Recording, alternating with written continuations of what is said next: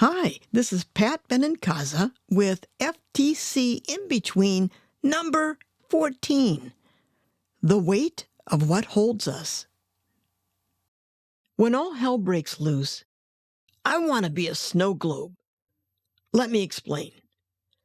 Shake a snow globe up and down or side to side. Snow swirls around in chaos, but the figures inside, they stay grounded. They don't move. You can shake that snow globe as hard as you want, and yet the figures are still. I think about this a lot because these days the world feels like a chaotic, swirling, upside-down snow globe. How should I react? What can I do? A snow globe invites you. No, I think a snow globe dares you to really look at it, to hold it in your hand, turn it around, and see its little world from every angle. Inside, it's all self-contained, crystal clear, and the figures, they still don't move. Here's my question. How the hell could anyone look at a snow globe and not think of mystic saints and wise women? All right, I'll explain this. I grew up Italian Catholic, so I know a little bit about saints. The mystic saints, women like Teresa of Avila, Catherine of Siena, and then look at Julian of Norwich, Hildegard of Bingen, and Joan of Arc. Their lives were thrown into upheaval like a pot boiling over, spilling chaos everywhere.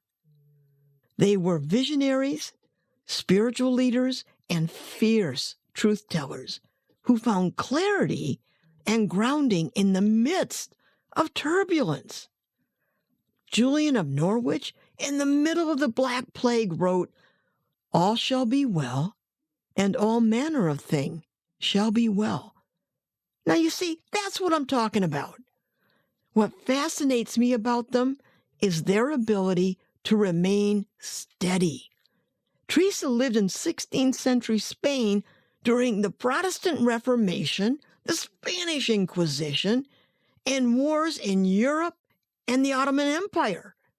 And yet, she spoke of the interior castle, a sanctuary of stillness and truth within herself. Catherine, she lived in 14th century Italy, a time of profound unrest, marked by the Black Plague, the church splitting itself during the Avignon papacy and the Great Schism, and the constant, violent political conflicts between the Italian city-states. And for her, the cell of self-knowledge was a place where the noise of the world couldn't reach.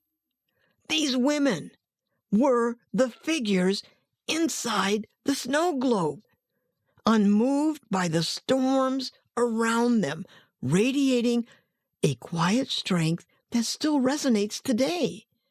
So when I look at a snow globe, I see a metaphor for their lives, the swirling chaos, the unshaken stillness, the way they taught us to stand firm in our own inner truth. How could I not think of them? And here's the connection. Teresa's interior castle, Catherine's cell of self-knowledge. These are different ways of saying the same thing. Find your set point, that core within you. Like a level in a carpenter's hand, the bubble steadies itself when things are aligned, when they are true. True north, true self, true being. But what happens when we lose that set point? I can lose mine in a nanosecond when I start scrolling the news. Fear, statistics, rage, dismay, predictions, and doom. And if that's not enough, the din of social media or the frenzied energy of friends who are just as scared as I am. Emotionally, I get caught in a Wizard of Oz tornado, churning like a furious gray beast, twisting my inner sky into swirling chaos. Debris of thought and feeling ricochets wildly in its grasp. Fragments of fear, doubt, and worry spinning in a mad, dizzying ballet against the stormy backdrop of uncertainty. Whoa! There has to be a better way. There has to be another way. When the cosmic snow globe is shaken, I can choose to be the still figure inside. I can let the storm swirl around me without being consumed by it. I can step back, breathe, and discern. This is not about retreating. It's about standing firm even as the snow falls. I'm going to say this again. This is not about retreating. It's about standing firm. It's a combo plate. The wisdom of the mystics, wise women, and the wisdom of the snow globe. Stay grounded, be steady, and yes, be steady for each other. Because life is always in a flux.